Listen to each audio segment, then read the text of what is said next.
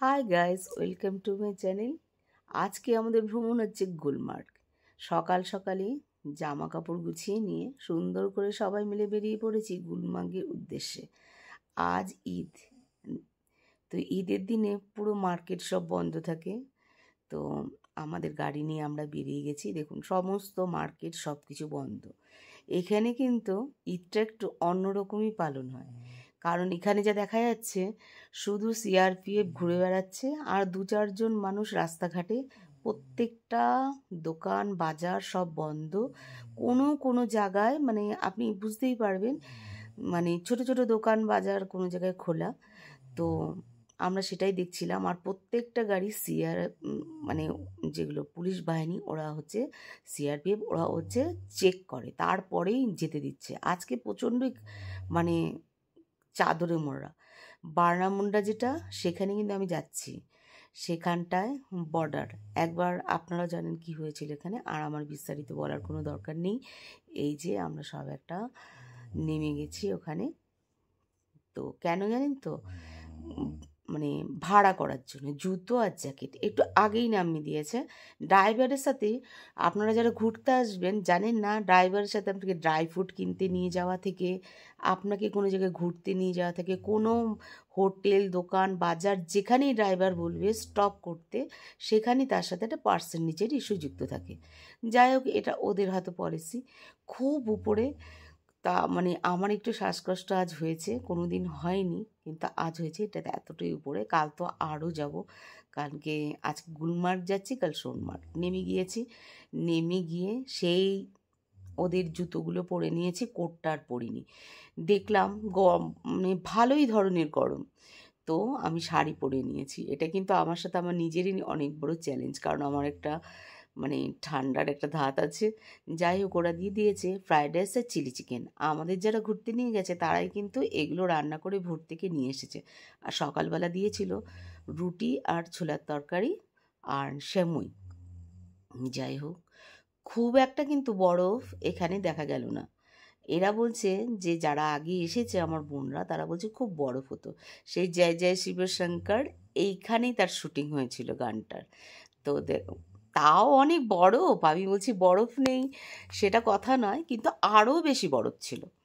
তো গুলমার্গের চেয়ে বেশি সোনমার্গে হয়। আর পুরো সূর্যের রিফ্লেক্টটা বরফের উপরে পড়ছে। তো ভীষণ ভীষণ সুন্দর। মানে আমি বলবো আপনারা বেরিয়ে পড়ুন ঘুরতে। হ্যাঁ, আমরা তো অনেক বড় কোনো মধ্যবিত্ত, না বড় না ছোট কিছু করতে পারি, কিন্তু টাকা পয়সা না থাকলে কাশ্মীর ট্যুরের পরিকল্পনা জীবন থেকে বাদ দিয়ে টাকাটা জমিয়ে নিতে হবে। কারণ এখানে গাড়িতে ঘোরার চার্জটা প্রচণ্ড বেশি। রাইডিং গাড়ি আপনাকে যে ট্যুর এজেন্সি নিয়ে আসবে, সে কিন্তু এটা প্রোভাইড করবে না। তারা খেতে দেবে এবং আপনাদের কিছুটা দূর অবধি কিছু কিছু জিনিস দেখিয়ে দেবে, আর কিছু প্রোভাইড করবে না। তো ভীষণ ভালো লাগছিল।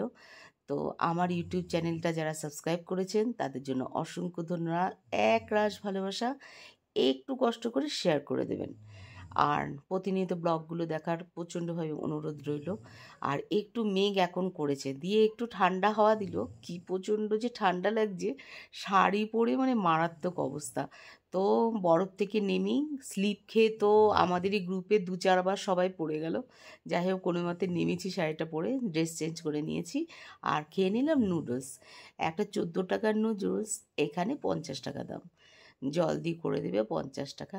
যাক, খাই পাহাড়ি, দাঁড়িয়ে আছি ড্রেস চেঞ্জ করে।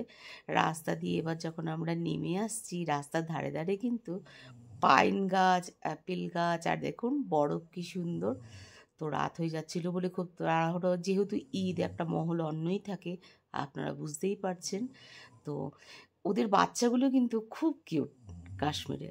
এত ছোট্ট সুন্দর সুন্দর বাচ্চা। আরেকটা জিনিস দেখবেন, ওদের বউ মেয়েদের রাস্তাঘাটে কোথাও দেখা যাচ্ছে না। কেমন লাগছে বলুন তো?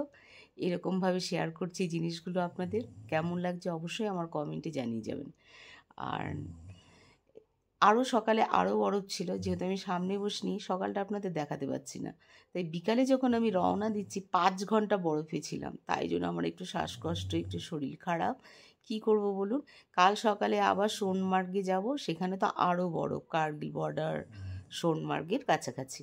তো তো বোন আর আমি, আমার বান্ধবীরা যারা যারা গেছে তারা কিন্তু সবাই হায়ার পোস্টে, যেমন আমার বর হায়ার পোস্টে জব করে সেরকম কিন্তু তারাও করে, না হলে কাশ্মীর ট্যুর সম্ভব নয়। এরকমভাবে মানে কাশ্মীরে দেখলাম আমি যে এরকম মেলা বসেছে। তারপর আমরা ঘরে চলে এলাম, তারপরে সবাই মিলে মুড়ি, আর ওরা দিয়েছিল গ্রুপ থেকে চপ আর চা। তো মুড়ি চানাচুর দিয়ে মেখে আমরা 7 জন একটা গ্রুপ করেছিলাম, যেটা আমরা খড়গপুর থেকে গিয়েছিলাম, খড়গপুর থেকে আরও এসেছে। তো সবাই মিলে সেগুলো খেয়ে নিচ্ছিলাম। দিয়ে আমার ব্লগটা কেমন লাগলো অবশ্যই আপনারা জানাবেন। অসংখ্য ধন্যবাদ।